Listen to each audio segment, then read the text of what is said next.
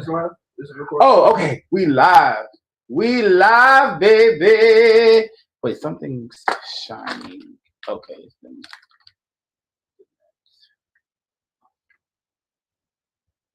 All right. Welcome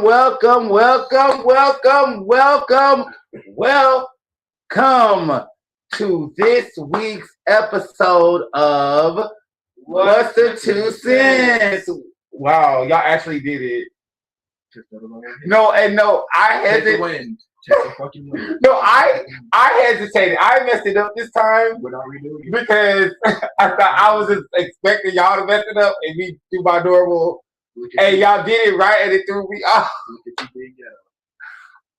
That is not me being ghetto. Mm-hmm. That is me being Ghetto.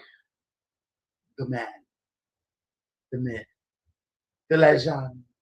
But anyways, we thank y'all so much for tuning in to this week's episode of What's the Two Cents. I know we were supposed to start at 8 o'clock, but we on CP time. And, you know, we did the best we could with what we got.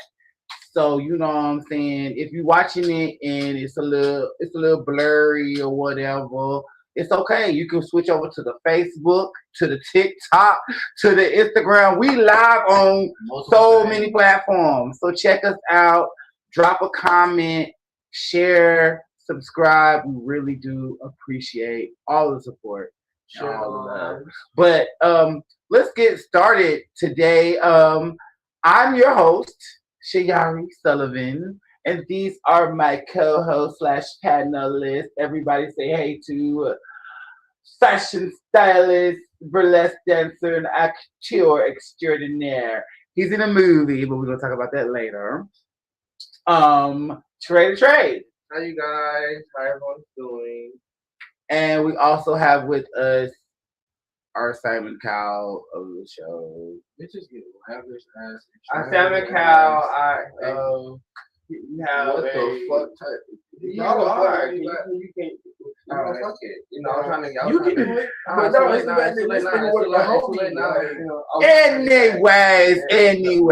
Anyways. So you guys, I'm so excited. I'm honored. And I'm thrilled to announce that we have a special guest in the building tonight. Okay. This guest is a dear friend of mine. He owns a fashion boutique.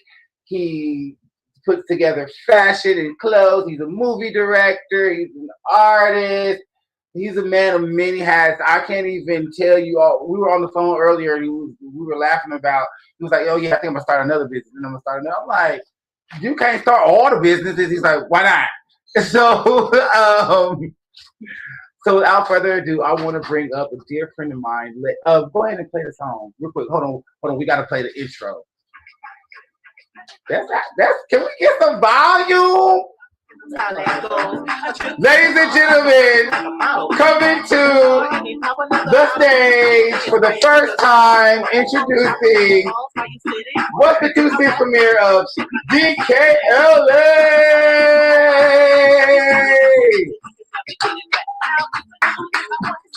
Move, happy.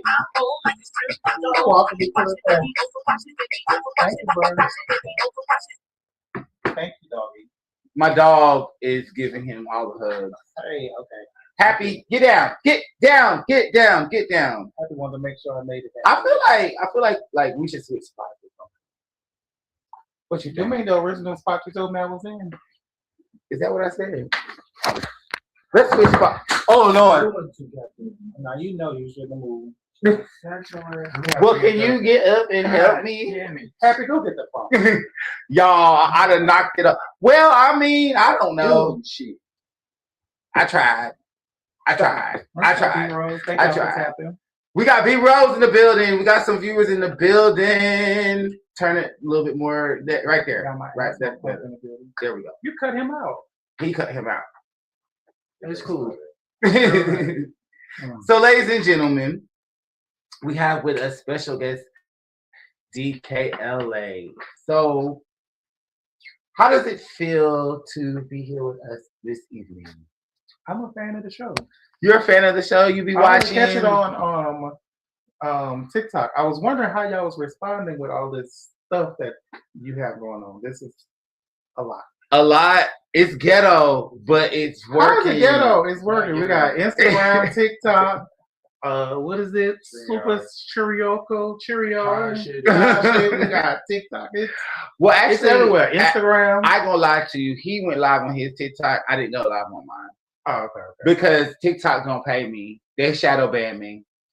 Well, you got to get unshadow man. They put me in the shadow ban. How do you get out the shadow ban? The hosts are interviewing a special guest from the podcast, join the conversation. That's the beautiful thing about TikTok. It updates as the conversation goes. Oh, it's like if you ask the a question, AI. it's doing it. Mm-hmm. Oh, and then the people can go back and see what we talking about. Mm-hmm. Okay. Well, I'm so glad that you were able to come today. We got to tell everybody. We have to share the story, y'all. It's so funny. It's so funny. Okay, so this is how me and David DKLA reconnected. It was about 2 summers ago now? One. I don't know. So I walk into the stove. And sit down, Happy. Sit down, Happy Chico. He got a last name. He said play the ball. So I'm walking to the store, and next thing I knew, I hear somebody say my name, Justin Sullivan Brown. I'm like, who the hell knows my whole name? You know, because in the hood, I'm known by Dreads. Don't nobody know my real name? No. Yes, they do. That's what they call me. They be like, Dreads. Only 2 niggas? Everybody call me Dreads. Just because everybody also calls you Dreads does not mean that I'm not called Dreads. No, it's worded. No, I said in the hood, as in here. And where I'm gonna put on blast where I stay. But in this hood, they call me Dreads. And so for somebody to yell Justin Sullivan Brown, it threw me off who knows my name. Now, mind you, I took one acting class of his many years prior. I can't remember how many. Well, I ain't gonna tell you how many years ago it was because I'm only 17, and so. You was in that class by yourself. So and it's funny, he remembered me from that one class years ago and remembered my whole name and was like, what you got going on? What, tomorrow? I think it was like the next day. He was like, what you got going on tomorrow? I got a part for you. And I was like, but I've seen you in between that time though. When you was in the club, you had a new baby mama, you had a couple of girlfriends, you had a couple of boyfriends. Well, I think you're talking about somebody else. No, I'm talking about I don't think that was me. Yeah, that was because me. Anybody who knows me knows I'm celibate. So that would never be me. And I don't go to the club. Sullivan. I don't know. I go to church. I go and I praise the Lord on Sundays. I don't do none of those things. I praise the Lord. But that really made me feel good that that he remembered me from that class and that I left a mark. And so I ended up going to the movie the next day. And Trey came with me. And I ain't gonna lie to y'all, we had a show coming up. So I really went to the movie set because I wanted to scout people for the show and promote the show. I it's gonna be good networking. Yeah, it was my birthday party, but it was a show, and we ended up being in the movie, and we had a great time. I got most of the roles. Yeah, he was supposed to be my moral support. Ended up being he been my moral support. The star. That happens a lot. That happens a lot. A lot of times people go to auditions with their friends. Their friend get picked up well, we want you, but my fill-ins, I always look for fill-ins for actors, people to fill in, and I promote fill-ins because that's how I got into the business. Somebody's like, oh, you're great, but we just need you to fill in. But I kept filling in and filling in and filling in, which I wound up being in the production a whole lot. Okay. So I be working my little feelings. So the movie that I'm talking about, Making a Movie for Tubi. Yes, for How did that come about? You know, it came about a conversation as a joke, like most things in my life. But I was already writing a comedy, and I had this in my phone. I had these little scenes, and it was just like punch here, punch here. And I was on the phone with B Rose and the guy that filmed the movie, David. And he was just like, "Yeah, man, some of these actors, they trying to get their start, but everybody's shitting on them because they're on Tubi." I'm like, but Tubi is a start. Tubi is a major start. Yeah, it's really good. Especially when you don't have nothing.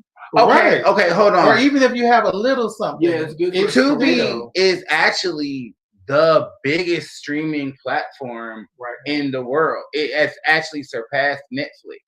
Right. And so actually being on Tubi, you could actually have the potential of being in the biggest movie in the world. If it was to blow up. Well, that's what's going on now. So what they did was they heightened the quality submission.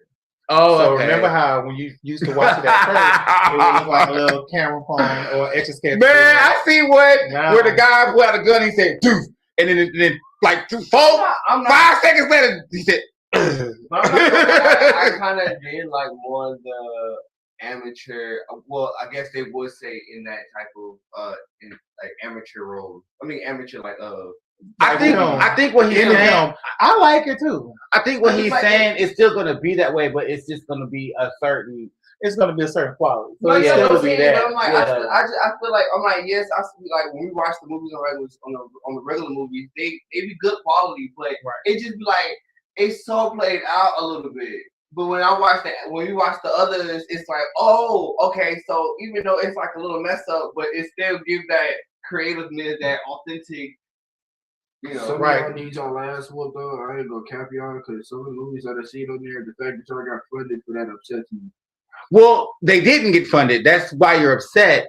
If they had got funded, it probably wouldn't have looked like that. But that's the dynamic of the black storytelling.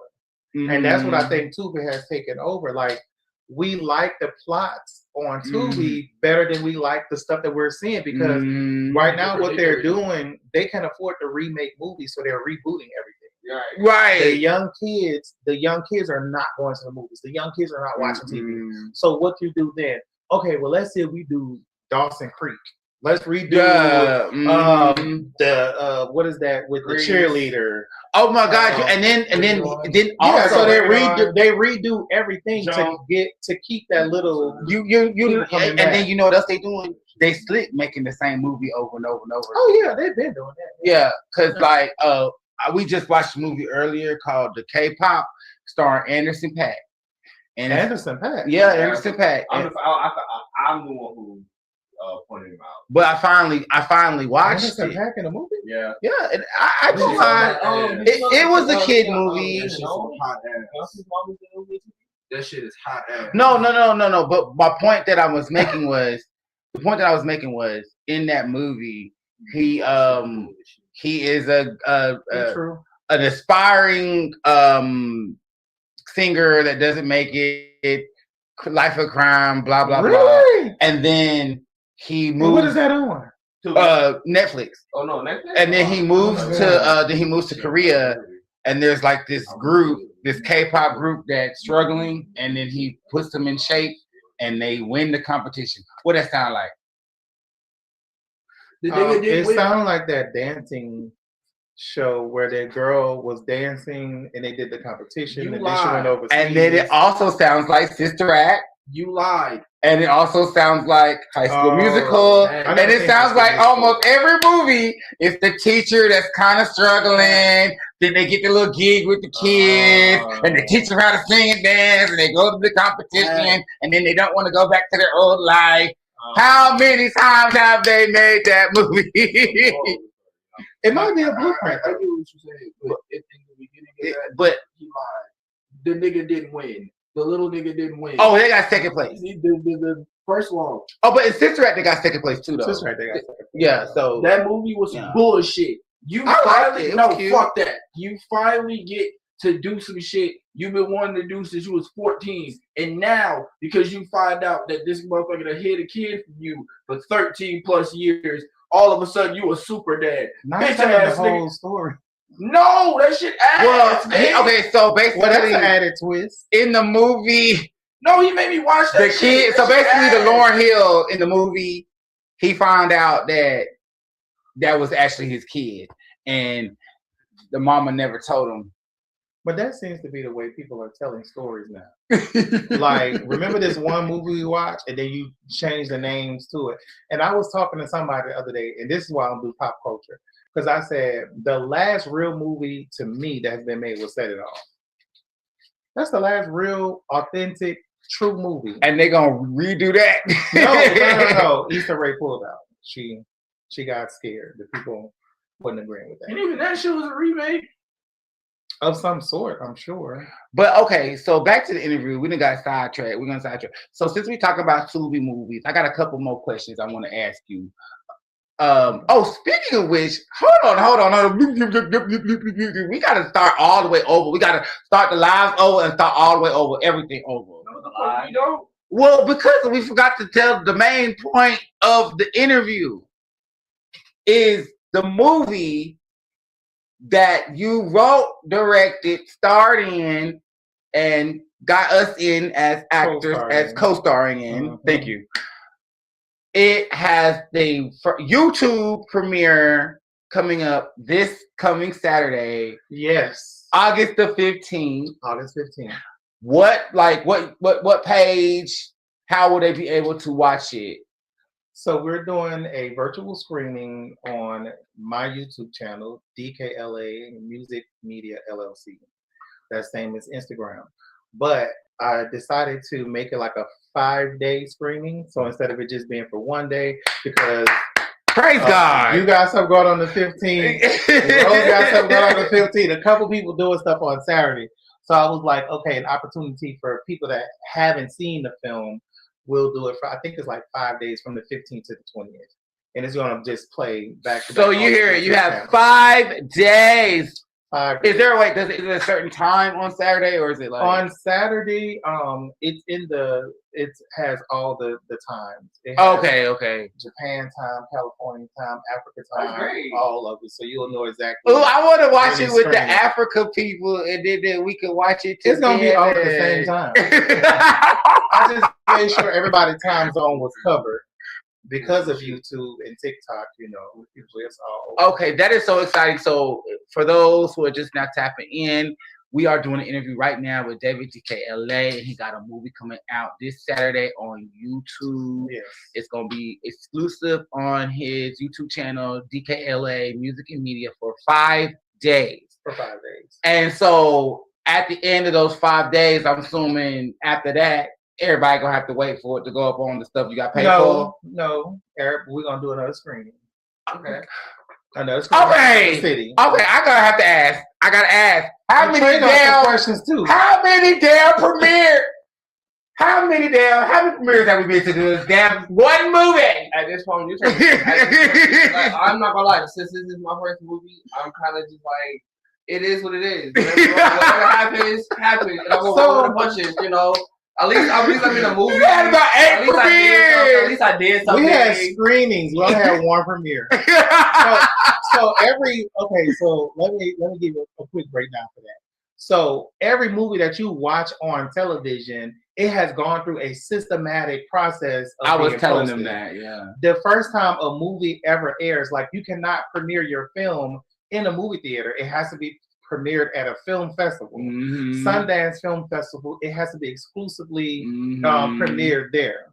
And a lot of times people like to say, okay, well, you're not Hollywood or you're not this. Yes, the fuck we are. I use the same cameras, I use the same quality of an actor to produce this. So you screen and you premiere and you private show your film until it hit the movie theaters. Until you get a date that is going to be there, you screen the hell out of it. Okay, so that's how you do it. I got one more question, and I'm going to let y'all ask a couple questions. Then we got to move on to our hot topics. And will you'll be staying with us to talk about some of these hot topics with us? I just want to skip one, but I heard now. I don't want no controversy. This is how I pay my bills. Okay, so Right. Oh my goodness, y'all! J Smoke got me restricted on TikTok the last time we went live. What were we talking about? I don't know, but he went off. Yeah, and I see that's the first thing on y'all list. Number one. Okay, so I got one. These questions. I got one more question about the Making a Movie for Tubi. Okay. So hey guys, I don't want to give away. I don't want to give away the plot or the storyline because I know it's coming out this Saturday on YouTube, so I don't want to give that away. And it'll be screening in Chicago and re-screening again in New Orleans and screening again in Atlanta. So you come, or you can come. David, at this point, why you just don't really goddamn tour bus and just take it? Let's just take the movie on tour. We do have a tour bus coming.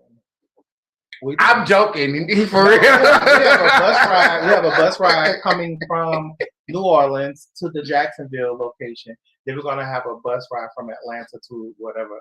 Okay, so I'm just saying, why don't we have a screening on the way in a different city on the way? So that is called a screening chain. Oh. And you would have to link the theaters yourself. And then, now that was an option as well. I wanted to put certain actors from different cities and go and get smaller theaters. And then we do a tour. Oh, but between some of the actors, calling me all type of whole sons of bitches and motherfuckers on the internet, and then, you know, the process not being as swift as people want it to be, or people just trying to come into the production just to like, oh, I know who you are, so they try to gravitate towards me. People don't know me. I'm from New Orleans. I was born and raised in the hood in Germantown. So that type of stuff don't impress me. Let me fly you out here, whatever. Bring me to Zachary. Bring me to the hood. What the hood is that? You know? Oh my God. Smoke the weed. I got a little asthma. I know how to feign my face. But I'm never going to be that person. It's just not in me. So when people do that to impress me, it's actually a turn off. Oh, I think it's a big turn off. I think a lot of people issue also is like they be so damn amateur because like when people move to Atlanta or even LA or New York, they think the first step to being an actor is let me get an agent, let me get in the movie. No, your first step to becoming an actor is class.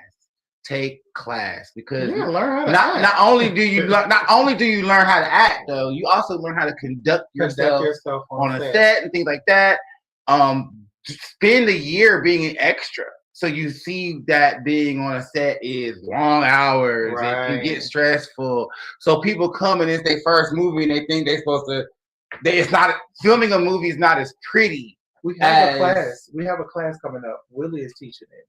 Oh, and it's a how to conduct yourself when you're going on set, what to expect, what to bring, be prepared for this. He gives you a full breakdown on what to expect on that first day.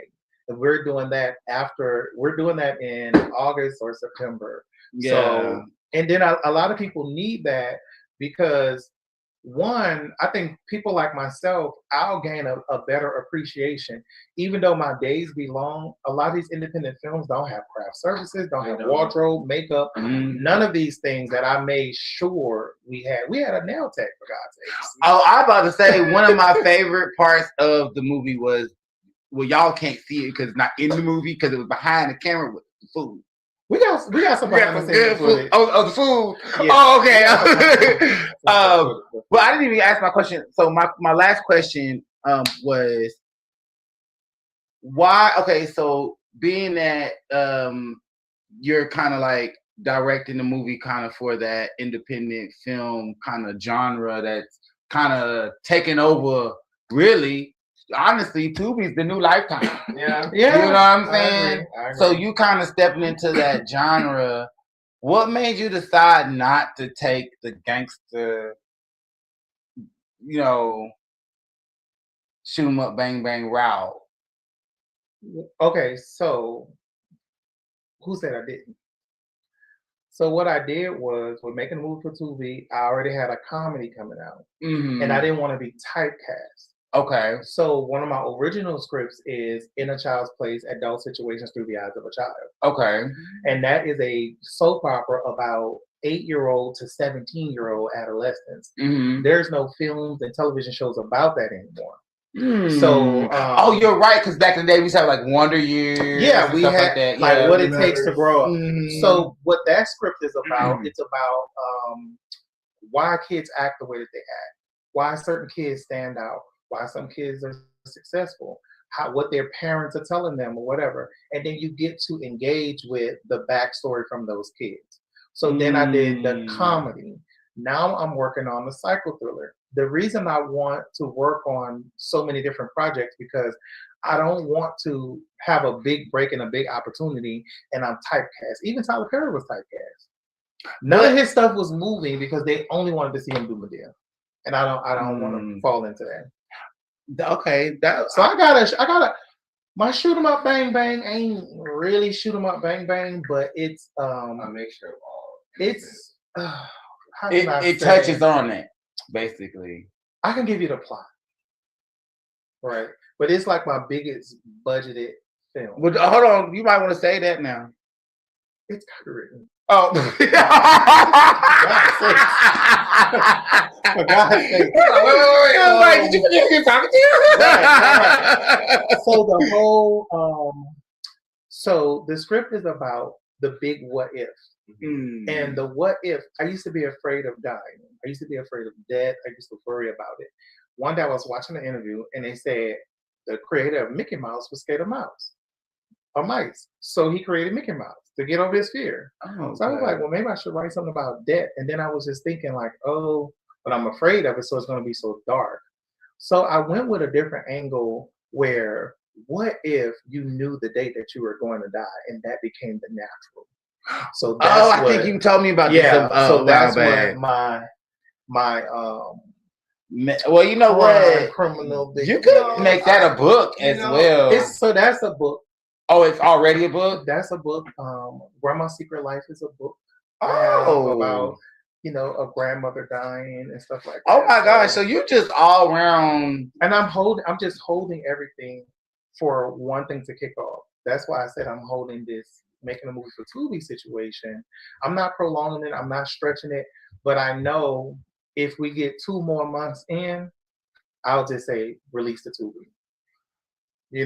However, if I hold it and we keep doing the buzz that we're doing and getting the pull up, BET, Lionsgate offer me the amount of money that I paid for that film, all of my actors, my craft services, I get paid for that, and everybody contract get paid off.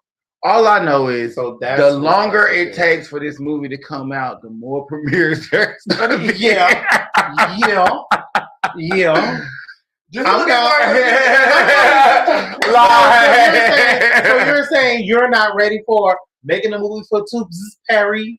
All I know is you're not ready to go to Paris. I mean, I'm kind of liking the little red carpet, get my little red carpet on. I can do a couple more red carpet. Right. And then there's a re-edit too. Oh yeah. Mm-hmm. There's a final edit. Or we might watch it and then a lot of these films and production stuff be re-edited. Like the Michael Jackson film just came out. You know how many characters was written out because one character couldn't make it? Well, yeah. If you do a re-edit, you could re-edit me in and just have me in the background like this. Oh, we got enough of that. We got some of that. Well, DKLA, thank you so much for coming. All right, and what was Trey's question? Did anybody have any other questions? My question was, what was that spark that made you want to start movies? Start your different career path. Was it multiple different sparks, or was these ain't tears? It's just a smoke in here, so that's why my eyes are. Jay Smoke. No. I'm good. But that's a very you good. That's a very emotional conversation. And the reason why I feel like it's an emotional conversation because I remember going to college. I was the spokesperson for my college. What? I was poet laureate of my university. And I ran into someone I graduated with, I guess like 10 years ago. Just like, oh my God, what are you doing? Bitch, I have on a security uniform. I'm at work. The fuck no. Oh, I thought you would be so big by now. I thought you would be in front of the screen or whatever. And I said, were we ever friends? To be my friend, to know that being in front of the camera is never my desire. However, me being in front of the camera, people gravitate to it so fast. Even with TikTok, people encouraged me to get on TikTok a year before I got on TikTok. Because you're funny as HD double hockey sticks. I was avoiding it. So what made me go full-fledged was TikTok. My people on TikTok, I know these people by name. I've flown out to meet some of them. I've driven to meet some of them. It's the knowing that. Now tell the truth. Are they paying you? I've had people from TikTok pay off my vehicle. I raised $17,000. So to the people watching his TikTok right now. But it was some weeks on TikTok I made upwards of $1,500 a week, $700 a day. So I was paying rent. I had 3 vehicles. I had and this was like in between jobs. This was within 3 years. Wow. On TikTok. This time I was working at job who said should not be said, bitch need to die job. Her shit. I can't believe she said that because that's not really nothing you say to nobody. No, that's what I'm saying. That's why I mean, bitch need to die. Hey, you're right. I'm about to go in like that's not nice. Well, you know, she can live for her kids and her grandkids. But for the rest of the world, bitch just died. So life can go. And on that note, it's time for a word from our sponsor. Yes. Boom. Good stuff. Bam.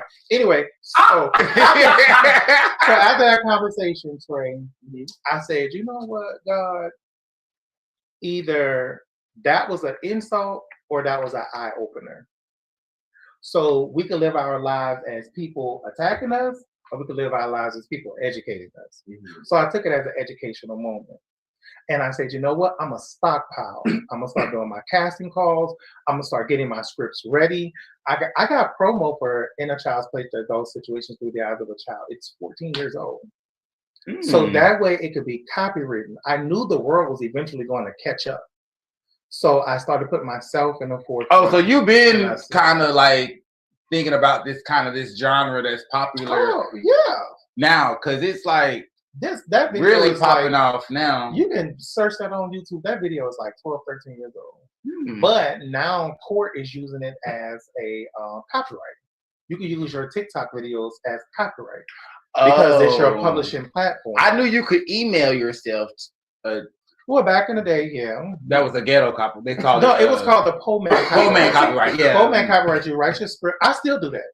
Yeah, I still send it in the mail. I feel like that's it's good to have multiple. Good to have multiple. You know. Right. I still feel like at the end of the day, as somebody that's in your line of work, I feel like they should always go back to their foundation, because at the end of the day, if you don't, you will always lose it. That's just my opinion. So I was just visiting a friend today, and her and I was talking, and I was like, "Do you mind watching this show I worked on years ago? It's about vampires and stuff like that." And so she was like, "Well, what makes you want to watch it?" I said, "I just need to go back to my foundation." I'm like, it was something about I took a house and made 5 different episodes out of this one house, the backyard and everything. So I'm like, why would I not be able to do that with what I currently have? I have so much more now. So I said, maybe I just need to go back to the foundation. So when you just said that, I was like, wow. And you know what? And you said, I was like, and wow. You saying that, I'm like, wow. You know, as an actor, I have my acting bucket list. And I always say you have to. No, because like, you know, some people get into acting because they want to be a star. I just like to act, you know what I'm saying? Because y'all look, let me talk my shit. Some niggas getting the stuff to become a star. I am a star, no matter what I do. If I'm a teacher, if I was a janitor, guess what? People are gonna still levitate to me. And I'm still gonna get that notice. I'm still gonna thrive, and I'm still gonna make it. And no matter what it is I do, I'm a star. Gravitate. I'm sorry. So what I said. So long story short, I lost my train of thought. No, so you a star, you could be washing exactly. So I'm a star, and I got my bucket list, and one of my bucket lists as an actor is I want to do a vampire movie. Really? Mm-hmm. I want to. Well, see, I don't want to do romantic comedies. I want to action, adventure. You don't want to do romantic comedy, but you're so much of a romantic comedy. He is a romantic comedy. You see, and naturally, he's a romantic comedy. Wait, can y'all stop? It's not about me. It's about you. Okay. So, Jay Smoke, did you have a question for our guest? He said, "Stop. Fuck that. Don't boost you. Don't boost that bullshit." Nah, I'm just being. You gonna have this nigga trying to cry in a fucking movie. And you gonna I can cry. Nah, I cried. I can cry on cue. That's how I got signed. They was like, "Can you cry?" I said, "That's not a romantic comedy." Why you be hinting on a regular basis? No, that's drama. I want to do drama, but romance. Well, I don't see myself.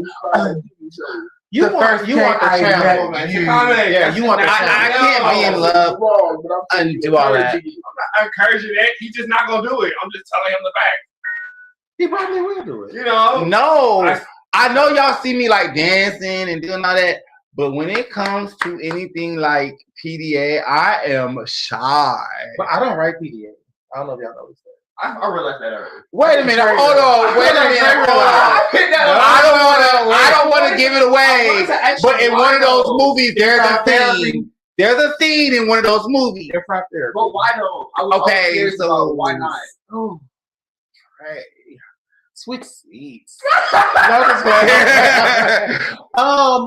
Okay, so in my brain, I'm looking for actors. I'm not looking for your sexuality. I'm not looking for your gender. I'm looking for an actor. The actor name is Sasha. She's probably fucking feminine. That's all I need. Right? I'm looking for Justin. That's probably masculine, in an age. So that's how I rate. Even when I audition and I say seeking trans women, it's not like they show up. Even when I write and I audition and say seeking plus size women, it's not like they show up. So what happens as a writer director, you stuck with what you have. So with the romantic scenes, I feel like if you're writing something, it's a cop-out to do these kissing scenes, fucking scenes, sex scenes. The only sex scene that I've seen my entire life that was worth watching is Kelly Rowland in that goddamn paint. I don't know what fuck movie I was watching, but the paint went to going places. Kind of brown skin. The dude was body yaddy, and it was art. It was art. So when I write, I don't write what needs to be understood. You watching the film, you paying attention, so I give you what's understood. Even the original edit of, let's go back to Makin A Movie Fuh Tubi, the parts with Dougie, it was not Dougie speaking. It was like muted, fast forward, it was playing the song, your song submission. But when the editor... Oh, wait, yes, my song is on the soundtrack for Makin A Movie Fuh Tubi. But it's not in the movie as long. So the original cut, no, that was the second or third cut. the third edit, it was like all of the actions that Dougie was doing, but it was the music playing in the background. And then it got to him saying one or two lines. However, the other editor was like, wait, this is on script. This is what it's supposed to. I said, oh, he fought me on that shit so much. It's fucking whatever. But he was like, no, this is good. This is funny. So now that editor is like, I want to add that to the project. And when I hire somebody for a job, I'm like, give the best person the job and don't question their judgment. So I went ahead and added it back in. So now Dougie, Justin's part is way bigger, way fuller, because it's all of the acting parts. Well, and then I will say this.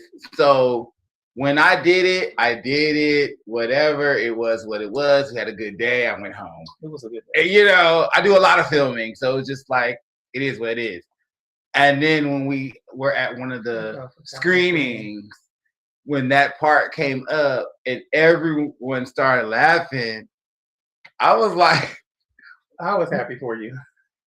the joke landed. I can't believe it landed, and like everyone was laughing. I don't mind people thinking I'm not funny because who you're fucking kidding? He's hilarious. We all know better. So when an actor say, "I don't see it, I don't get it," it's okay. As long as you're taking my direction and you deliver. I don't like see myself as we got it. I don't see myself as funny. Like I came into acting to do drama and music theater, and everybody give me these funny roles. You take direction well. Trey takes direction well.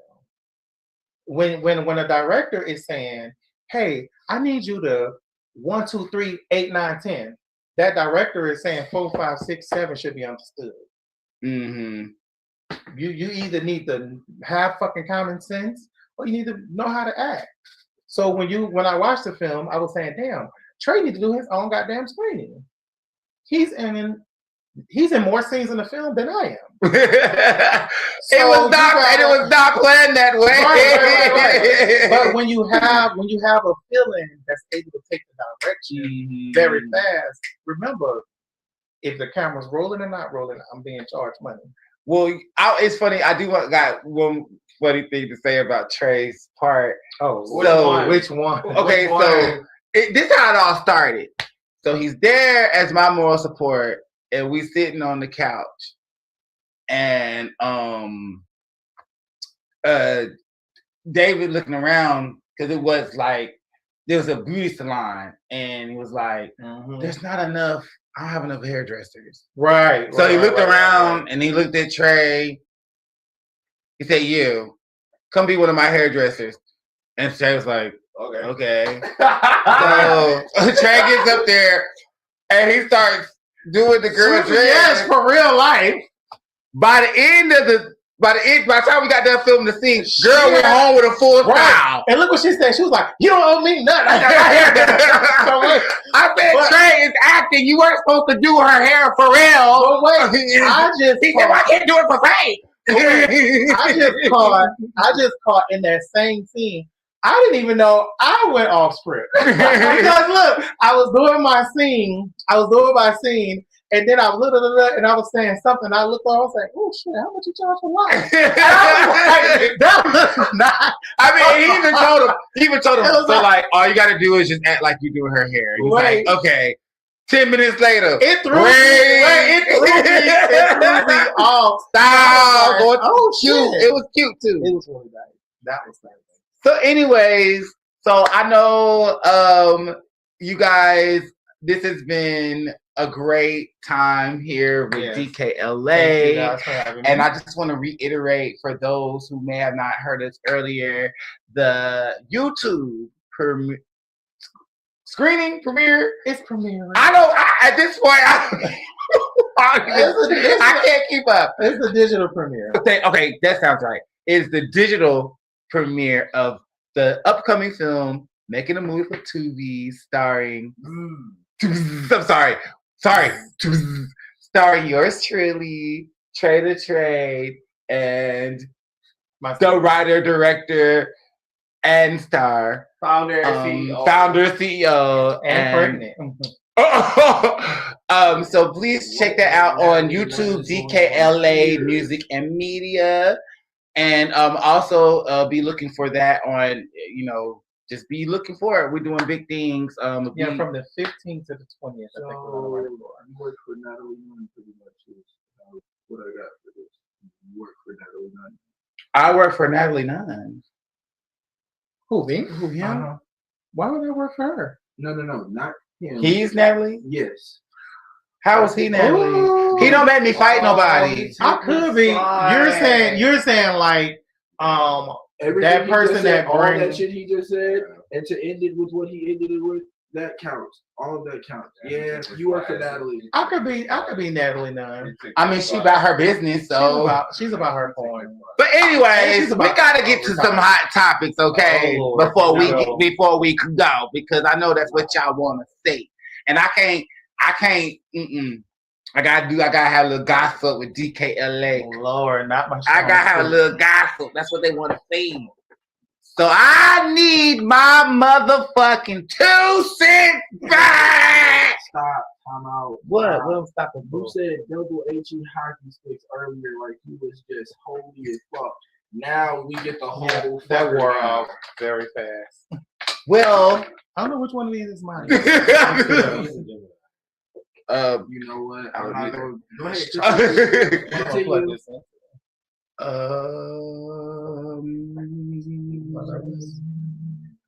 Is that the old? No, I just need the. That's gonna mess with the so microphone. don't worry about that. Let me see your charger, Jason. The one that you got put in your phone. You should have enough juice. Is it long? Yeah. But that's the old. That's the old iPhone. I thought this one you need. Oh yeah, I do. Thank you. Damn, this mouth is long. It's the 12-foot inch I ain't never seen that. at Long Tulane. and white like that. Okay, so you Long messed and up white. my segment. You know that's how I bring it in, and you messed it up. I didn't mess up nothing. Y'all were being R. Kelly related. R. Kelly? In public. That was very egregious shit both y'all said. So I was trying to stop him from saying some shit. Continue, grandmother, please. Okay, Grandma. so I need my motherfucking 2 cents back. Mm. Y'all ain't gonna ask me who I need it back from. From Y'all ain't even curious Oh, so about who cool. gotta give us 2 cents back. well, we gotta say it. Nigga. Sydney Star. Why? Fuck that bitch. Sydney Star. She has to return her 2 cents and give the money back. Key. Now hold on. You No, wait. the rest of them- Now wait. The rest of them Wait, can respect hold on. everybody else's pronouns, but we're not doing that for motherfucking child touching. No, wait. Hold on now. No. Now that's not why I'm stopping you. That's not why I'm saying. Hold on now. That's not why I'm saying that. Now I'm saying that because you saying he now. Has Sydney had the operation? Is I she? don't know. I don't give a. I'm just wondering. I'm telling you. Is I don't know. has I it don't been- give a damn. Is it official or I don't know. are we This is the first time- still? this is the first Is time- it there? This is the first time I've heard some shit about this motherfucker since Chingy. I don't know. I don't keep up with this motherfucker. Yeah, the motherfucker lied on Chingy and said that they were the yeah. Oh, and that's why Chingy fell off, Yep, ain't he? Yep. It ruined Chingy. Whew. Well, anyways, so this is what's going on for those who don't know. They know. They know. So They Sydney don't know. Star was arrested for SA with a minor. Why are you singing that song? What is I'm Well, y'all kept on putting in so many hints. I was like, you know very well who you are.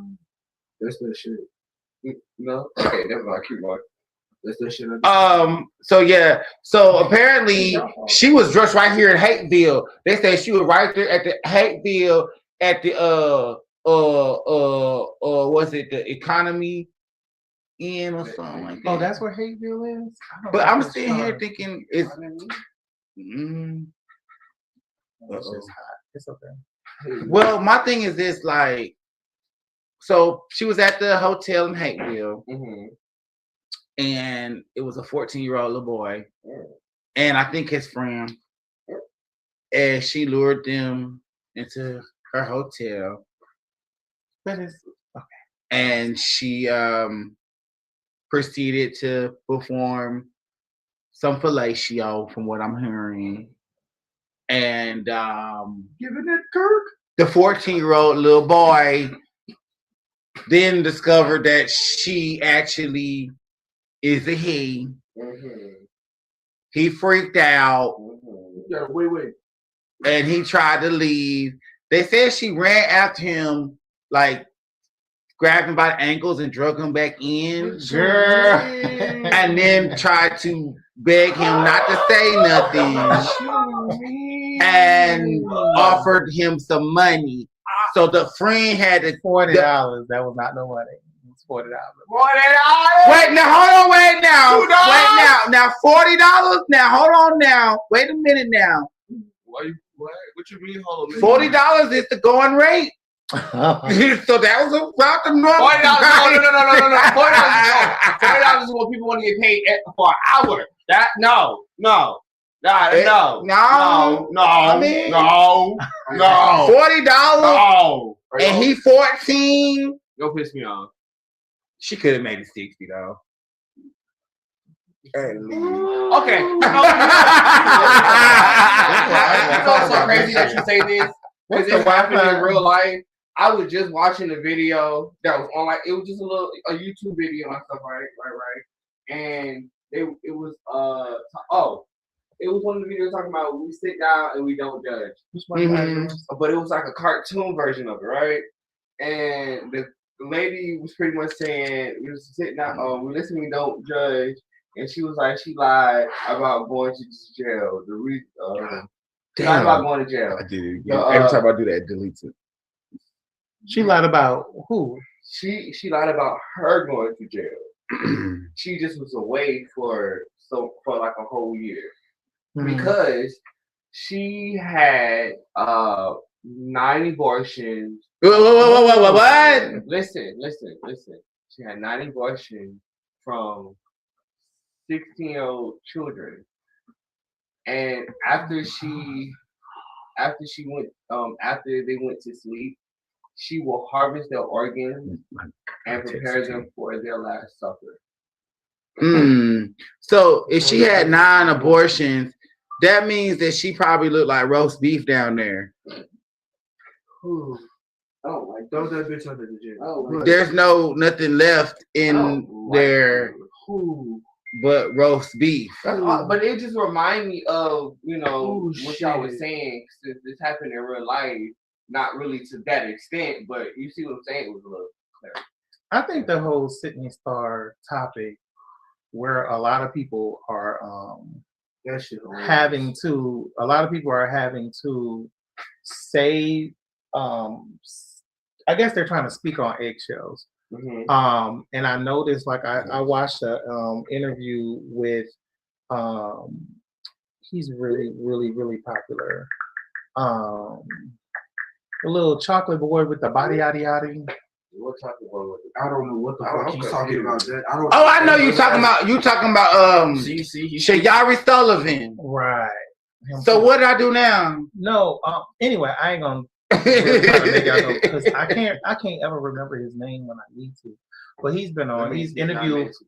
Well, he's been on interviews with Bad Boy Clubs. He done interviewed T.S. Madison, Sydney Star, Candy Brewers. He's Oliver Twist. Are you talking about Jason Lee? Oliver Twist. His name is Oliver Twist. Oh, okay. And I don't know him.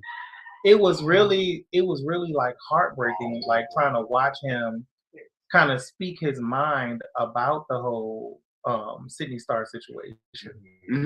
So what I realized with people with the Sydney Star situation is they're being cautious with the conversation, especially the trans community, because a lot of them have ran into those type of situations.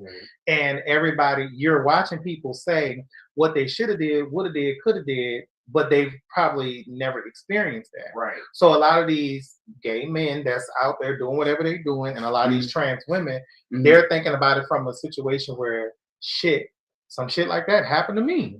You know what I'm saying? And I'm not proud of it, but I'll speak freely and say, hell, it happened to me. Like young person just lying about their age, and you're like, huh? Well, thank God it didn't go as far as that. But still, who's to say what state of mind I could have been in? Who's to say? And all of this whole, how young could a 15-year-old look? But we're not saying anything about these little baby girls that come across the screen with these super grown bodies.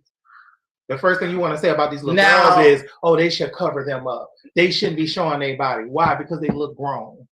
So the same way for some of these young people, I hate the fact that the whole take this money, if that's real, part, and don't tell nobody. Because that means at some point you found out how old the young man was.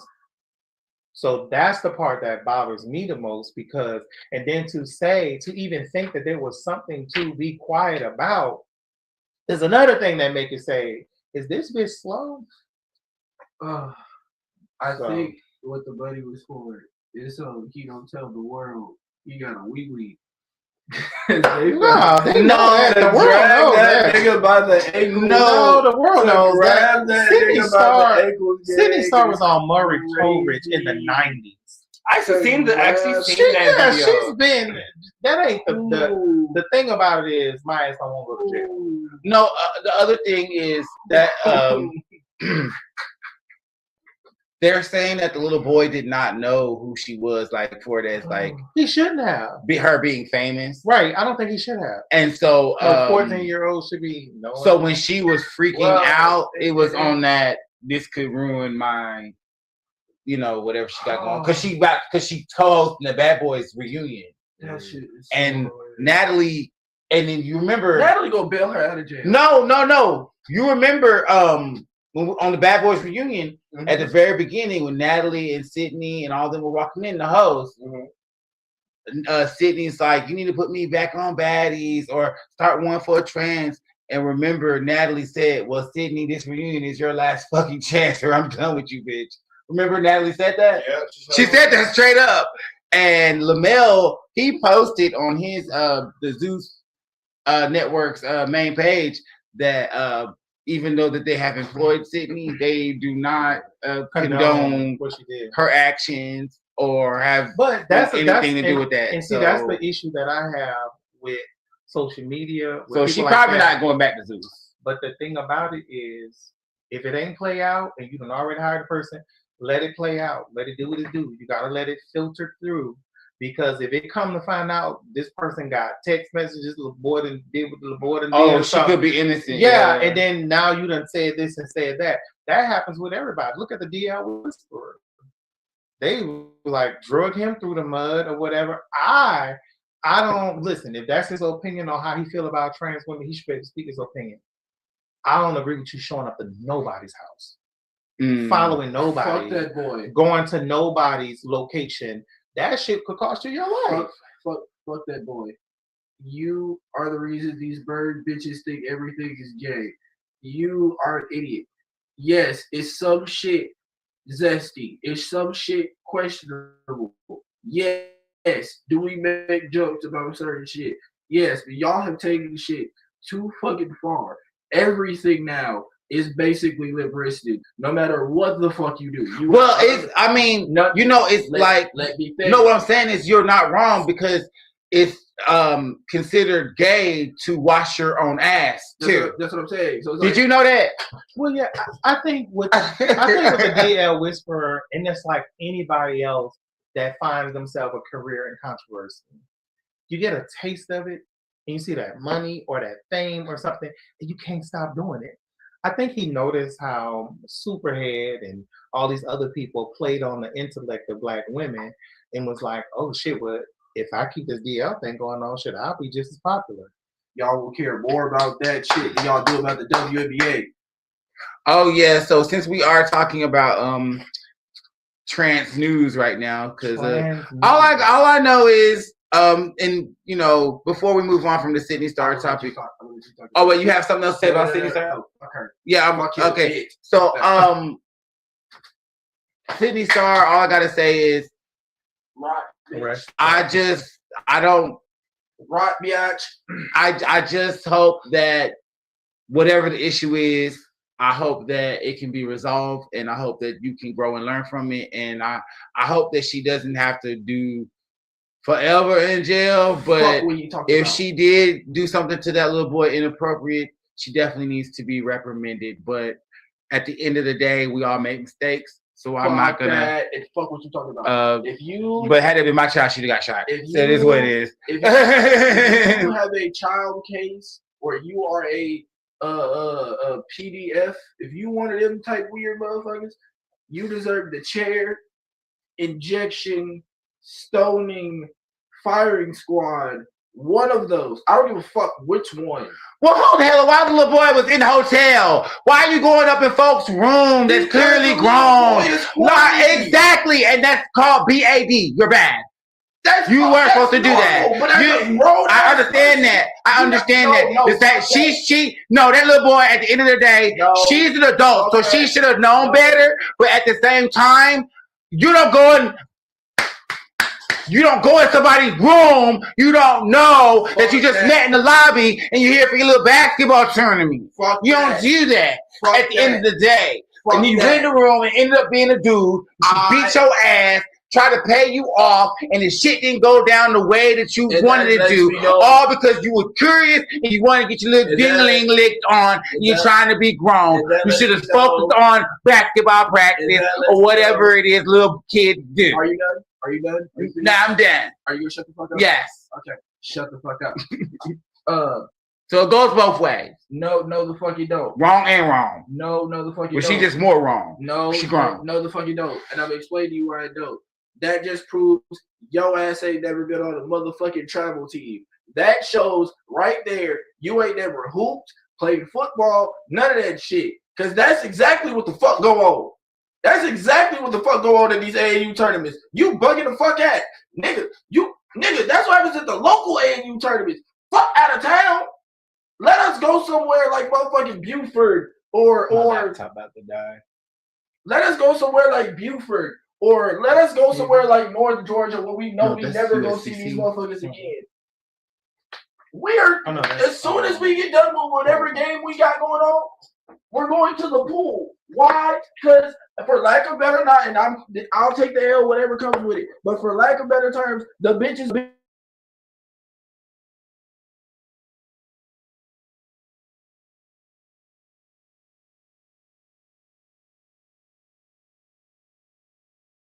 Go to the pool, you find a bitch, you go to the hotel room. And she happens to be Sydney Star, and then guess what? Now that's why there is no. I'm gonna tell you how that happened. The little nigga she probably did. Ain't some nobody shit. was there. No. Listen. The little nigga was probably there chilling. She probably gave that little nigga a sign or some shit like that she was interested in the little nigga. He's never had that shit happen. You can't fault that little nigga for that. How many people have you heard your uncles and shit tell you how they was getting grown? No. This is so sexist. It's so sexist. Because had that been a little girl and a grown man had said, "Hey, you want to come in my room and chill and da-da-da-da," everybody would have been on her ass because it's a little boy. He should have known better. Fuck that. Anyway, we said no. There's 19-year-old freaky weird bitches right now.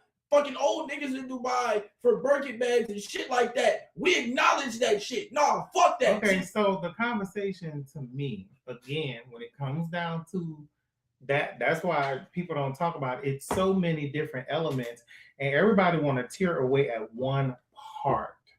And that's why when people say, well, okay, the little boy, this, the little boy that, people say, oh, well, you're on Sydney's side, you're on this side. It ain't on nobody's side. It's the simple fact that, okay, you're at a tournament, a game, a pool side.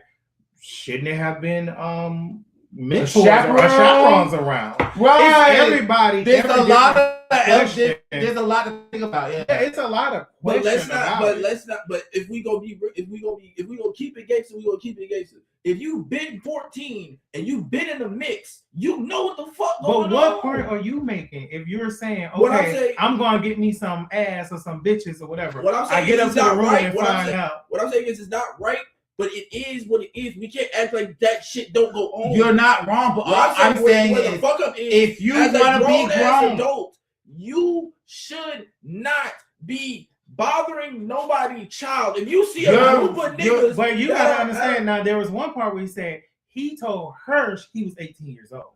Now, if he did that, he told her he was 18 years old. That's on his dumb. You're not wrong. You are not wrong. You're right. I agree with you. But at the same token, if you want to be grown and you find yourself in a grown situation and you don't know how to handle it, now look what you're dealing with is because you should have been at the pool like you were supposed to with the other people your age. But see, that's parenting. That's old school parenting. You took your ass up in that hotel room with a stranger. That's not. Wasn't prepared. That's not parenting for what happened. That's not parenting. But anyways, y'all, let's move on. No, it is definitely parenting. No, hear me out. That is definitely parenting. Hear me out. Here's what I said. You gotta tell your kids don't go with no fucking body. Right. Okay, how horny you are. Right. What I'm telling you is, at the same time, my parents did that shit. My dad did that shit. But when I was 14 years old and I decided I finally was allowed to go outside and do what the fuck I wanted to do, you did it. Gangster. And I did too. And guess what? If you go outside and you shoot somebody on camera, they're gonna take your ass to jail. And you know that. So if you 14 and you went your ass up in that room, it's the same circumstances. You gotta deal with that. Your parents gotta deal with it, and everybody gotta deal with it. So at the end of the day, your parents should be saying, keep your hands to yourself, don't put your hands on no weapon, don't hurt nobody, and don't go in the motherfucking hotel room with no goddamn body. But that's so it does boil down to that. What I'm saying to you is they can tell you that all fucking day. But if a motherfucker to tell you James, shit, you're not wrong. But at the same time, like I said, there's a reason why a child should stay in a child's place.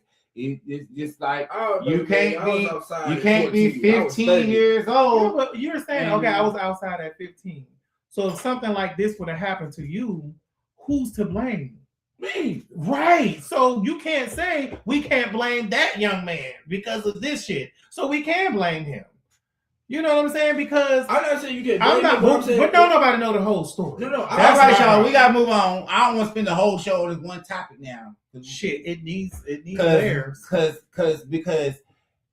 Because there's other stuff going on in the trans community, and I really did not. What is all this trans community? This is turning into a trans episode. I don't know why, but it's a hot topic. It's a hot topic. So everything gay and everything gay. Right well, he can explain it better than I can. Oh, the WNBA. Yeah. So apparently. Let them niggas play. Okay. Fuck that. Let them niggas. Hold on. We gotta tell you. Can they? Okay. We don't even know I got you. I can't remember the other nigga name, but Ennis Freedom is an old basketball player. He was one of the first. Wait. You gotta start from the beginning. That's what I'm doing. No. Before you go there, the WNBA. You gotta let me get there. Has allowed a trans player on a team. Trans female is on a professional WNBA team as of now. Though. Oh wow. Okay. So again, the before that happened recently, like today, whatever that just happened. Before that happened. Wow. I don't. Ennis Cancer. His name is Ennis Freedom now, but his name used to be Ennis Cancer. The nigga was an old center that used to play back in the league, and he had a problem with LeBron and Michael Jordan and all the people like making shoes and stuff like that. He was like a freedom fighter type of person. Like he's against a lot of shit that's wrong in the world. I will give him that. He's been on that for a minute. But his point of doing this and him entering for the WNBA draft is the qualification is simply just stating you're a woman. If you state that you are a female, anybody can really qualify to say you can play in the thing. And so because they let the trans woman join the WNBA and she's on the team now, they're going to do that because they feel like they shouldn't be allowed to do that. I look at it like this, gang. Y'all talked all that shit about y'all can beat niggas, and y'all get on these podcasts and talk about, I'll beat Josh Hart 11-3. Asia Wilson, you said that dumbass shit. Y'all talk all that wild shit. Here you go. Here you fucking go, gang. Okay, so for those who need clarification, the WNBA is allowed a transgender woman in the league. So now a man signed up for the NBA and he just checkmarked woman because if she can play, I can play. And that's basically how he's taking it. So what's the 2 cents on that, everybody? Trey could give his 2 cents on mine because Lord. My 2 cents about this is I feel like, does it even really matter? If you play a sport, if you know how to play a good sport, you know how to play a good sport. It doesn't matter what gender you are. The fact that we are, as humans, as beings, we took it too far, as in just trying to like sexualize it. Like separate it. Everybody, if you're good at a sport, you're good at a sport. If you're not, you're not. It really doesn't matter. And I do understand, like, certain things, you want to keep personal to you. So I'm like, I could respect that. And if you want to have your own private stuff, that's cool with everybody there. That's perfectly fine. But I just feel like right now, what's going on in life, it really doesn't matter. Like, if you're good at a sport, you're good at a sport. Like, but it does matter because there's a safety issue. If it's a unisex team, I can see if the world was fair, it would be unisex teams. I don't like it only because I feel like it puts a target on these female players that's already on them. People saying that they're trans. A lot of people call these WNBA I never girls thought about that. Trans women. So now the world is going to start saying, well, they don't have to disclose anyway. Fuck that. Fuck all of that. And here's why I say fuck all of it. You never heard people say that? No. I'm not saying what you said. No, because there's a lot of there's a lot of girls that are scared to join the basketball team because they don't want to be looked at as gay or trans. I'm not. That's not what I was saying that for. Mm-hmm. What I'm saying is two things. Y'all asked for all this fucking money. This is what fucking come with it. They didn't get it though, did they? Yes, they did. Oh, they did. Not equal to the. No, it's not equal to the man. Oh, yeah. It's way more than deserved. Like the minimum, I think the minimum is like 330. It's like 330,000 or something like that. Yeah, they got. No. It's 100. It's 300. It's 300. Yeah. Yeah, mm-hmm. And that's just like. That's not even the star. Oh God, bitch, I'm out of trouble. That's what I said. Wait a minute. Me too. Male or female? Female. How did I try for the WNBA? So maybe I should. Maybe we all could be women in tryout. I think that's that's the problem. 330K. Hey, why you bullshit?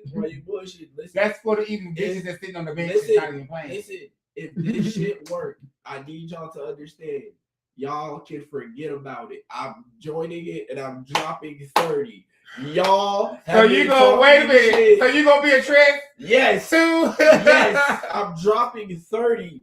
What is you talking about? Everybody gonna be trying. No, Gabe. Look, listen. Here's why. Look. Okay, cool. On the one hand, I want to give y'all grace and be like, because y'all did work to get y'all work. Y'all put work, blood, sweat, and tears into a sport. And y'all do have a lot of people who downplay y'all sport. And y'all do have a lot of people who make jokes about y'all sport. Okay. But in the next breath, Gabe, fuck that. Y'all talk shit to niggas. Y'all said y'all can be Josh Hart. I could list this shit. Now y'all got a chance to prove that shit. Okay, so this is how I feel about it. And we'll move on. I just feel like when it comes to the trans playing on girls' teams, I think that there comes a comfortability aspect, there comes a safety aspect, but I think that it should be up to the girls on that team or even in the league. Maybe they have a vote, and if everybody on the team is okay with her being on the team, then why not? Well, you gonna fix it. Stand on that shit y'all was talking. Y'all was talking shit. Probably how I see it, but I don't know. That's Stand on that shit. The WNBA so, better. Okay, so let's move on. Okay. Young Miami. What happened now? Diddy's urinal. She is. What you say? Diddy's urinal. Why you keep calling that girl? She got peed on. Diddy's urinal. She like pee. Actually, it's called a golden shower. She like pee. A golden shower. I don't give a fuck what the technical term is. The bitch like pee. Well, that's not what she said. Ooh, let's just do something. You like pee by a weird nigga. What you about to say, sure? I don't even want to. No, keep going.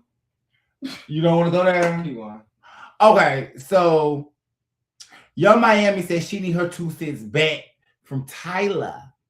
Okay. So first of all, first is NDRE, then it's Jackie. Oh, now it's Tyla. Tyla thing started before all of that when she did the song Take Me to Chanel. That's what I'm talking about. So Tyla has a song called Chanel. How does the song go? You got to sing it louder. They can't hear that. Sing the whole song. They didn't hear your vocals. Fuck. If you love me, then put me in Chanel. Then put me in Chanel. Somebody, then put me in Chanel. So she said, Young Miami was having a conversation with her about it. Okay. So, Young Miami was saying that she had a conversation with her. Next thing you know, the song dropped. Well, no. So this, okay. So apparently, this is what happened. Young Miami, she went viral because she had posted a video. I guess she was talking to Diddy, and he was like, "I love you, girl." And she was like, "If you love me, you need to put me in Chanel," and it went viral. And then her producer turned it into a song and a beat. Oh, that's what a song came from. So Young Miami had an exclusive listening of her new music. Now this was before the album was put together. Right. Some of the songs were how y'all feel about this song, how y'all know she was trying to put together. And Tyla was there. And the Chanel she came to her listening party. Yes. And the song was played. I didn't know that. Okay, so now Young Miami, skip ahead a couple months. If you love me, put me in Chanel. Oh shit! It's number one in the world. But Tyla's the one singing it, not Young Miami. But if you think about it, Young Miami already got a song out talking about putting herself in Chanel. That's been her thing for a minute now. And I'm just like, damn, Tyla's fucked up. So I didn't know she was at a list. You don't do no shit like that. So Tyla finally responded to the controversy. That's the part I want to know about. Okay, so in the interview, Tyla was like, bitch, she was there with her girls. They were drinking. They were turning up. She said a lot of songs were played. She said she doesn't remember what was played. She said somebody sent it to her. She said she remembers Mike Carisha saying something to her about Chanel, and then her manager said, I should sing the song." She sang it. That was that. But I like that little girl. It's not making that sense. Can't be that. Okay, and so because the thing is, before Tyla came out, everybody know Young Miami was already in a group and everything else. She already had songs talking about it and in her verses. So I'm not trying. I'm just saying like it just don't make sense. Like, if you are going to go to somebody's listening party and they're talking about it, so it doesn't matter if you're drinking or not. You know what you came to that party to go do. So why would you act like? But you also I didn't know it was that deep. But you also have to realize that also shows like this is bull. I was surprised. This is nothing new. This is how it always happens. But I didn't know that. Wait a minute. So you were at my exclusive list to help me pick my songs for my album, and now you dropped the revamped version. Yeah, basically. Oh my god. Okay, but in the music industry though, it's messed up. But it's just that's just sometimes that's how it be. You gotta look at it. Look at it for real. Let's go all the way back. Look how they read that. How far are you gonna go back? Chess, checkers. They've been playing chess the whole time. No, I'm gonna give you an example. Mm-hmm. So the song that Beyonce and Jay-Z had, "Me and My Boyfriend," that was Toni Braxton's song, and that was Tupac before that. It was Tupac's song. Tony got the rights to it. The producer that produced it played it for Jay-Z. Jay-Z, Beyonce recorded Jay-Z. Oh, and their version trumped hers. Right, and she could not put that out because that was supposed to be one of her singles on her album. I remember that. Then what happened is she sued them and settled. If that's to say or not, correct me if I'm wrong. Because when you said "Me and My Boyfriend," the first song that came to mind was Bonnie and Clyde. But I might that's the song. Okay, go. Okay, so it makes sense. But that's not where I was going with that though. Where I was going with that was in the music industry, demos. Like I might write a song and might not put it on my album, but that the demo is left behind, and the producers will send it to various artists, or they've already sent it to other people. Right. They rejected it. So if Chanel did not make it onto Carisha's official album, that producer and songwriter, shit, I still want to make my money. Mm-hmm. Tyla, do you like it? And she chose it. But that does happen. That ain't what the situation was, though. Sound like the situation was a little deeper. You came to that girl shit. Listen to her. And you took. It was an exclusive listening party. That's why I don't do Don't invite your friends. What I always to say the party. about my music. Justin, I don't want nobody to know. I just want to record, get it done. What are you about to say, J Smoke? Who gives a fuck?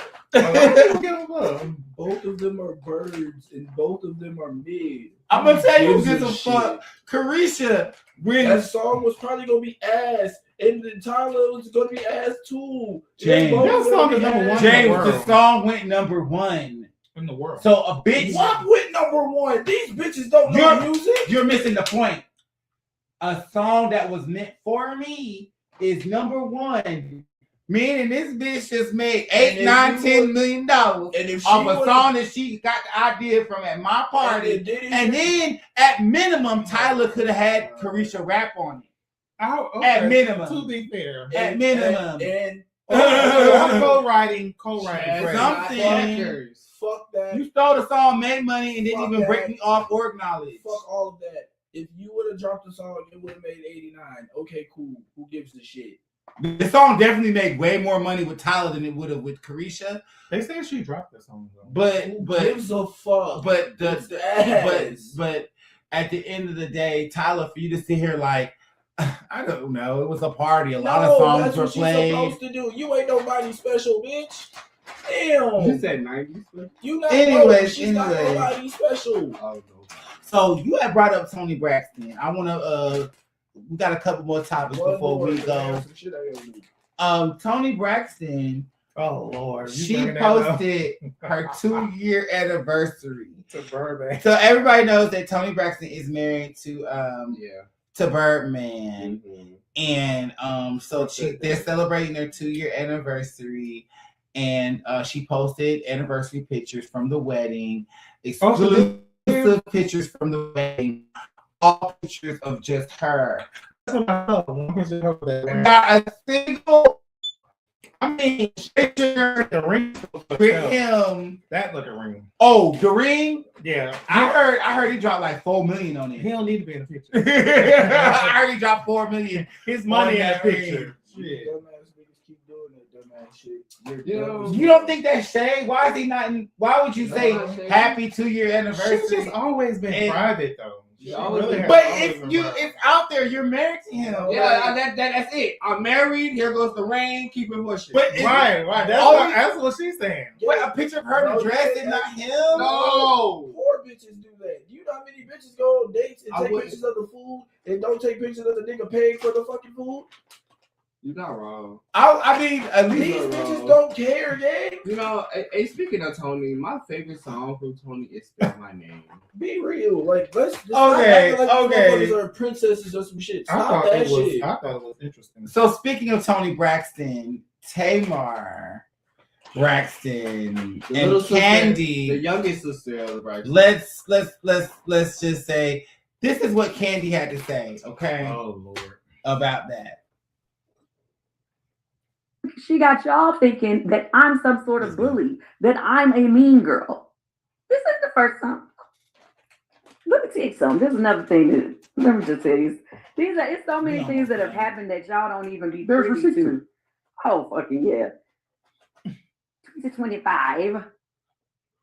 Remember, it was something that she had been talking trash about me online or whatever. And then on the red carpet, I was asked about it. And then I said, well, if you deal with clowns, then you'll be a part of the circus or something like that.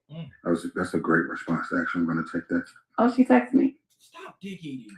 Well, this clown knows that your husband is a part of the LGBTQ community. I actually saw him on a date with a man. So come join the prep circus. Said another word about me, bitch. I'm releasing the proof. Like I told your non-singing, she does this and is trying to get a reaction out of me. Because to the public, she got y'all thinking that I'm some sort of bully, that I'm a mean girl. This is the first time. Let me tell you. Okay. So, what y'all think? We'll be done at 10:30. I feel like that was a very what Candy said to the interviewer. That was it was smart. She didn't have to say too much. Like, granted, she did throw shade, but for a person that started throwing shade, you know, sometimes you gotta throw shade back just nicely. But for her to kind of keep going on and then text her, you know, I'm like, okay, it's a lot. I just feel like, when have we ever seen Candy this open, this candid? She normally like on her speak on the cold. podcast. She speaks. Yeah, she Oh, does. really? Yeah, she speaks. Okay, because I'm like, what happened to the Miss, you know, pretty? She was never that. Candy. Really? No, that was just her brand. That was her Right. Her public. I can't believe I guess this is. Said you keep believing bitches is princesses. I mean, when I seen, I just can't even. I can't believe I heard Candy curse. I'm like, oh my god. She be vocal about what she say. She express how she feels. Yeah, on These motherfuckers are pirates. We know a personal pirate. These motherfuckers are pirates. Okay, so if we dissect what Candy's saying, a lot of things do bother me. I don't like Tamar saying "Welcome to the prep squad" or whatever it was, because let's be real, prep saves lives. Okay, and that has nothing to do with gay, straight, or anything, DL or none of that. Nah, you can't do that. There are people. No, there are people. HIV in the 80s was a death sentence. You know what I'm saying? PrEP is 99.99999 effective. If you take that medicine, it will prevent you from having HIV. And they even have medicine if you do have HIV that will bring you to undetectable, where you don't spread it or get the symptoms and stuff like that. So I think for her to make a joke like that was foul. Especially considering that you've made money off of pretending to be a gay man. Don't Tamar act like a gay man to you?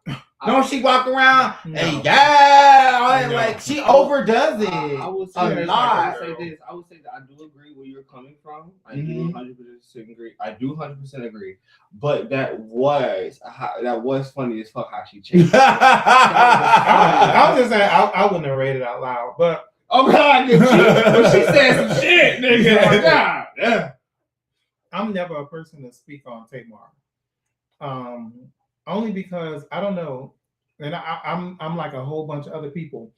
She's just so talented. Oh yeah, she's so talented, oh, yeah. and it's not fair that we overlook all the bullshit she say or do. But we're gonna be on her ass. Tamar, you talking like this. Tamar, you acting like this. Then that whole open that throat. And we don't have nothing else to say. And it's not fair, but that's life.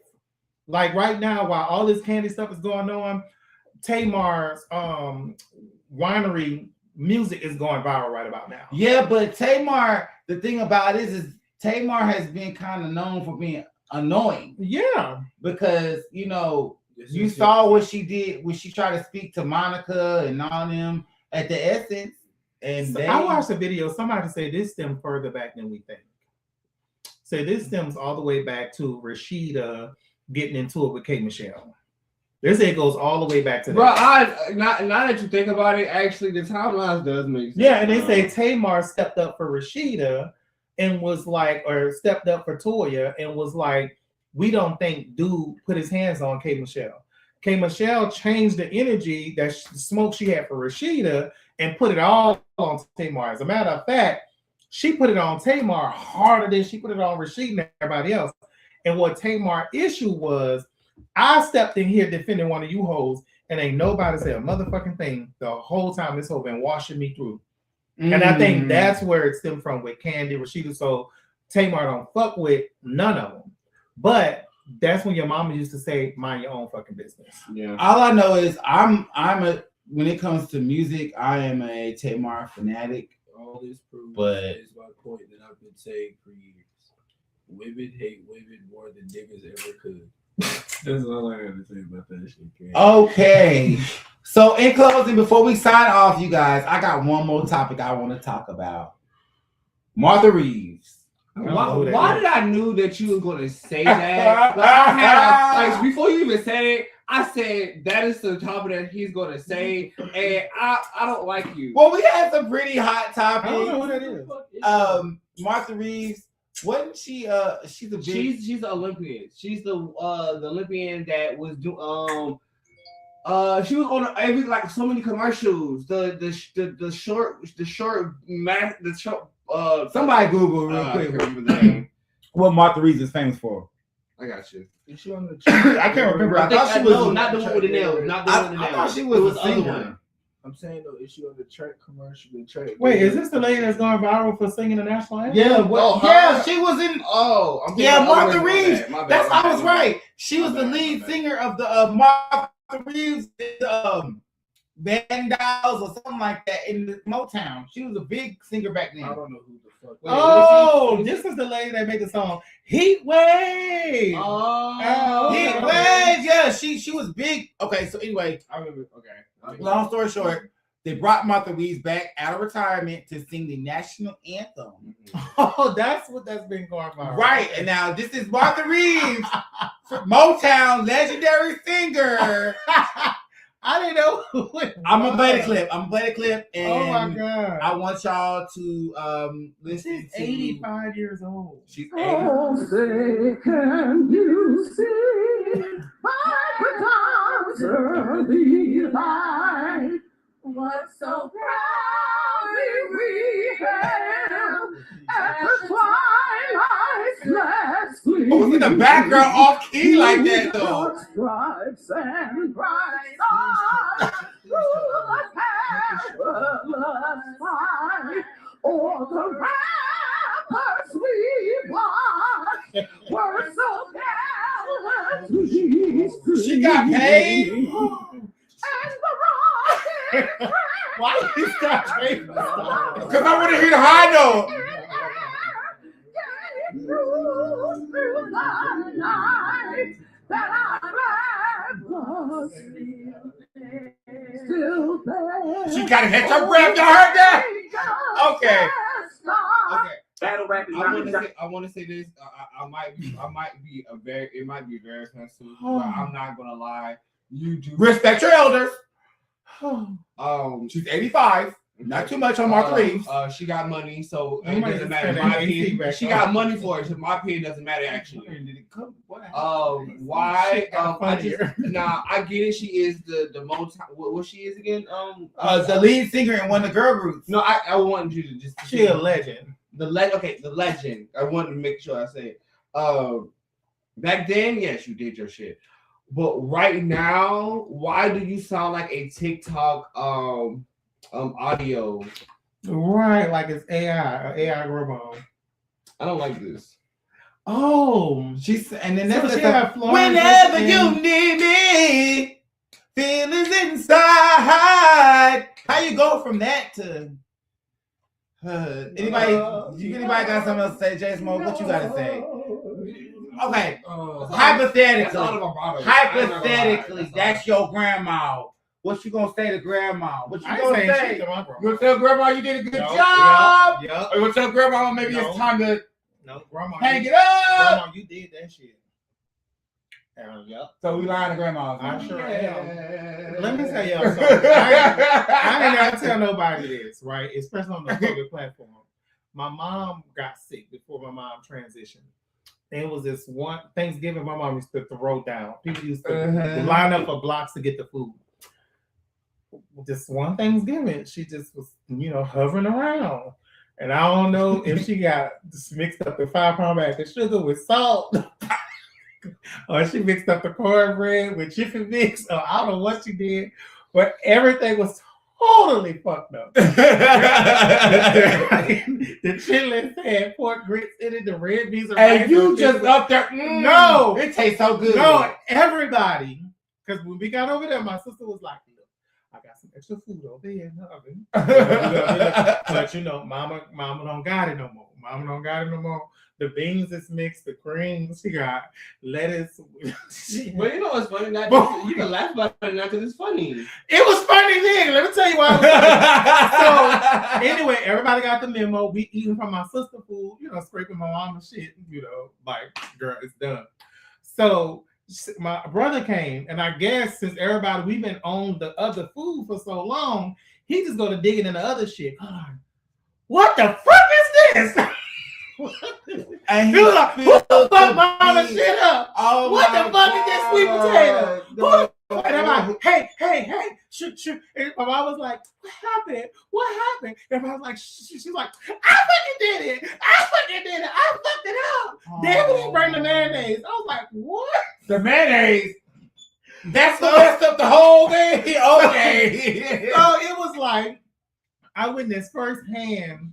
You know, you just don't tell them nothing when they reach a certain age, and they've been doing this shit forever. You just kind of let them. You don't tell nothing, or you can't tell them nothing because You can't tell them nothing because that be part of it too. You can't tell them that because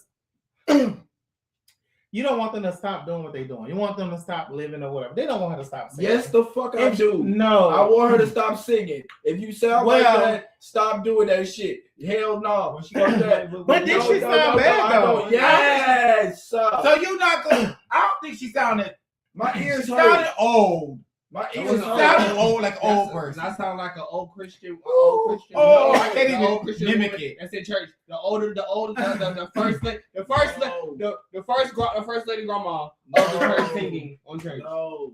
Fuck that. All I gotta say is this. Okay. All due respect. This is how. This is like- This is how she should have sang it. This is how she should have sang it. But y'all saying the grandma? If he was saying if it was your grandma, like if I your love my grandma too much to lie to my grandma. I'm not gonna let my grandma go up there and embarrass herself like that. So y'all can talk shit to my grandma. Oh, my grandma can sing. I gangster. My grandma can say, "What you talking about?" All right. Concerts was the shit back in the day. Okay. So y'all, I think this is how Martha should have sang it. I'm gonna play y'all this version of the national anthem. Fuck that. This is Countess Vaughn singing the national anthem. So proudly we hailed at the twilight's last gleaming, whose broad stripes and bright stars and the rocket bursting and everything is exploding. Wait, is this real? Yeah. Our song. Is this a show? Well, y'all know the rest. Y'all know the rest. Play ball. Bro, what was this? I don't know. But that shit But that was on the show. It wasn't real. Oh my That god. was, she said, and the rockets bursting. But I don't Or know it. something. I don't know it. I want a petition. I don't know I want a petition. You don't know the national anthem? I want a petition. I had to sing that, John, so I know it. I want a petition to stop singing that shit all the fucking together.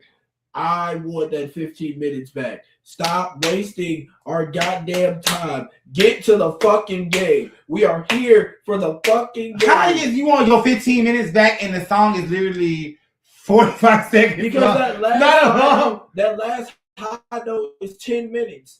Everybody overdoing that shit. Singing that shit. I gotta sit here and act like I give a fuck. I don't give a damn about this song. So the national anthem in sports. So how that happened? How it happened was the military was paying the NFL. Oh no. I did not know. You lying. So it's never been patriotic. It's always been systematic and a check. Always. From day one. The flying over the thing, they charged the NFL so many hundreds of dollars to fly to, it was never patriotic. So I kind of agree. Now with in him. college football, you niggas can have your interests. I don't give a shit. That's fine. I will wait for that. But all you grown ass niggas that want me to sit here and let whoever the fuck sing for 10 fucking minutes, I don't care. Play the game. Well, I'll put it this way. As for Martha Reeves goes, Tell her to stop. I'm gonna put it this way: the baseball league that hired her, MLB or whatever. Did y'all listen to her sing? No. That's not where I'm going. I'm gonna say to the MLB. That shout out for getting one of the legends of Motown, final ones that are still alive. Like that's at the end of the day, that's a good look because there's not a lot of them left. At what cost? There's not, like, you know what I'm saying? At what cost? You're talking about a person that was before the Supremes, a person that all of that, you know what I'm saying? Supreme. All of Mary that. Wilson. Okay, And all of that can be righteous as fuck. That doesn't negate what the fuck my ears just heard. no, you're not wrong, but I'm just saying on paper, they did a great job with that booking. Hell no. But as a singer, it's your responsibility. You know, you can have the resume, but it's your responsibility to take care of that throat. And you know, so anyways, Y'all knew that was first of all, y'all was dead ass wrong. Y'all should have gave her some tea. Y'all should have helped her. She's an old lady. Young age. She's an old lady. No, shut up. But she's a Grammy Award winning Motown. What you gonna tell her?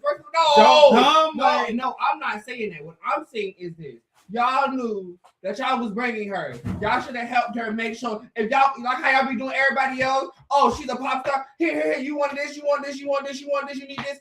Like I should have gave her. She's not wrong. She's an older lady. Y'all should give her some respect. And she, like, even from the '60s, she paved the way. Shut up. Let me finish. I don't want to hear this. It's just I just feel like y'all was dead ass wrong because y'all didn't give her enough respect. She could have sung it better if she would have jumped some tea. You know, she could have. If y'all would have gave her something to help her. What kind of tea? I'm sorry, green tea. Actually, tea ain't gonna fix. Tea don't change it that much. But I will. I'm just saying, I want the tea. Trey. I will give you your point. What kind of tea? I get what you're saying. Specific. They could have treated. They could have got her a back little up. They could have. The harmonies in the background could have helped. I don't think she sound bad. Fuck all of that. But the background was like, ooh. All of that. Coco Jones exists. She did it. She did it. Yeah, but rehire her. No, but here's the thing. Why would I get Coco Jones, 20-something person, years old, something, when I get Martha Reeves, one of the people who because my started ears Motown? That's a big deal. That's a big deal. So, my ears suffer. Anyways, you guys, I want to say, in closing, shout out to Martha Reeves and her family. Yeah, this is just a discussion. We love you. We will do more research. Fuck, I didn't know who that other lady was, Stephanie Mills. Now I didn't know who Stephanie Mills was. I'm sorry. I'm not your don't give a shit. I didn't know who she was. Justin, that does not mean break into a song. I'm not the kind of that's not Stephanie Mills. that you can. Yeah, it is. No, it's not. Yes, it is. Sister Act. So, anyways, thank you guys so much for tuning in to this week. Stephanie Mills song Superwoman? I don't know. Just and she sang, and she was in the Wiz and all that. Oh, okay. I'm more lost than you. But I still didn't know who she was, but I knew who Shaka Khan was. So they was trying to eat me up in the comments. But Stephanie Mills wasn't. She wasn't as popular. Right. You know what I'm saying? Right. She's more Broadway. But anyway, they keep interrupting my outro. Thank you guys so much for tuning in to this week's episode of What's the 2 Cents. Again, I'm your host, Justin Shigari Sullivan. This is my co-host / panelist, Trader Trade and Jay Smoke. Thank you so much to David DKLA for coming in and being our special celebrity guest this week. If you did not know, his movie, Making a Movie for Tubi, that stars the three of us, is coming out digitally on YouTube for a 5-day viewing on 5 YouTube. days. August 15th through the 20th. YouTube, youtube.com, DKLA Music and Media. LLC. And that's where you'll be able to watch it. If you guys follow him on Instagram at DKLA Music and Media. LLC. And I'm sure if you go on there, there'll be more information about it. Whatever he posts, it'll be on my page as well because he will tag me. And so you can find it on my page as well. And if not, if you still need some help finding it, just send any of us a direct message and we'll be sure to get you there. And Superwoman was definitely not Stephanie Mills, it was Karen White. That's Stephanie Mills. It was Karen White. Google it. I already Googled, my chat did. No, that could be. The There's a lot of versions of people. All of this a lot of people Wonder show Woman up in my people ears. we don't know who Stephanie Mills is. Yes, at the we end do. of the day. You was I loud. know. You was loud. Wait. I know the woman. So, anyways, look up Superwoman Stephanie Mills. In closing, I just wanna play it one more time. No, I like the Countess Vaughn version. I'm more than a woman. turn It's that Stephanie shit Mills. off. I'm more than a woman. I ain't never heard that either. Twilight was so brown. Cut this shit At the twilight Play the fucking game. Listen.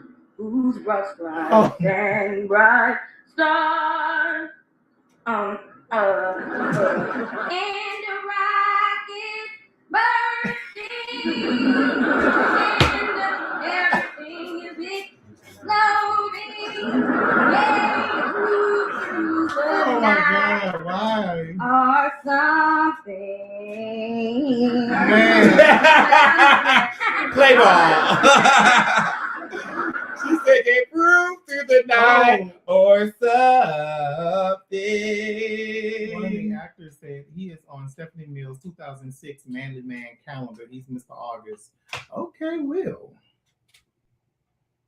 He was the dark-skinned, bald-head guy from Improv Therapy. Oh, He okay. smelled like Egyptian. Smell good as hell. Oh, okay. Well, in honor of your Egyptianness, that's why I wore my sugar outfit. You know what? And that's the end of the show. So, all right, you guys, that concludes this week's episode. I will see you guys next week. Peace in the Middle East. Peace in the Middle East. Pull over that. What? So what is this on? Child, I don't forgot. Now, I think this is Instagram. Oh yeah, I want a copy of that. The skin is skinny. Wait, End it. So I can use that's Facebook. Ooh, that Facebook camera was amazing. Well, that's a 4K camera, so that's what I normally use for this. But I wanted to try the laptop because on the lap. Oh shit! I'm just live and I'm just still talking. Bye, y'all. I'm good.